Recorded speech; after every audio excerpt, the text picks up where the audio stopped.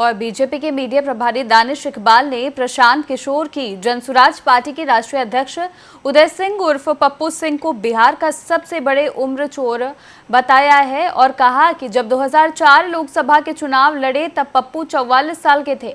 फिर 2009 में लोकसभा चुनाव में 57 साल के हो गए और मात्र 5 साल में 13 साल बढ़ गया। और ये पीके रोज प्रेस कॉन्फ्रेंस कर के सम्राट चौधरी को उम्र चोर बोल रहे हैं। और जब ये उम्र चोर बोल रहे थे तो उनके बगल में उदय सिंह बैठे थे। तो पहले इतने बड़े उम्र घोटाला करने के लिए इलेक्शन कमीशन को उदय सिंह को जेल में डालना चाहिए।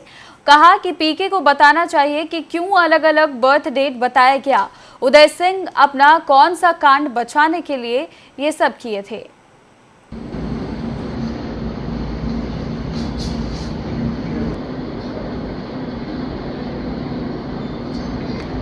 जिस प्रकार से प्रशांत किशोर ने भारतीय जनता पार्टी के नेताओं पर बेबुनियाद आरोप लगाए और राजनीतिक के तौर पर जो है उनकी जो छवि है उसको धूमिल करने का नाकामयाब प्रयास किया और अपने पास अपने राष्ट्रीय अध्यक्ष को बैठा करके जो खुद जालसाज में लिप्त है, जिसने 2004 में अपनी आयु 44 वर्ष घोषित करता है और 2009 में वो अपनी आयु 57 वर्ष घोषित करता है अपनी एफिडेविट में, जो मैं प्रमाण के तौर पर आपके माध्यम से दिखा रहा हूं। तो ये प्रशांत किशोर को बताना चाहिए कि उसके राष्ट्रीय अध्यक्ष ने ऐसा कौन सा कांड किया जिसके कारण कि उसे अपनी आयु बदलनी पड़ी, जिसके कारण कि उसे अपनी आयु छुपानी पड़ी। और ऐसा कौन सा फॉर्मूला है कि 5 वर्ष में 13 वर्ष की आयु उसकी बढ़ जाती है।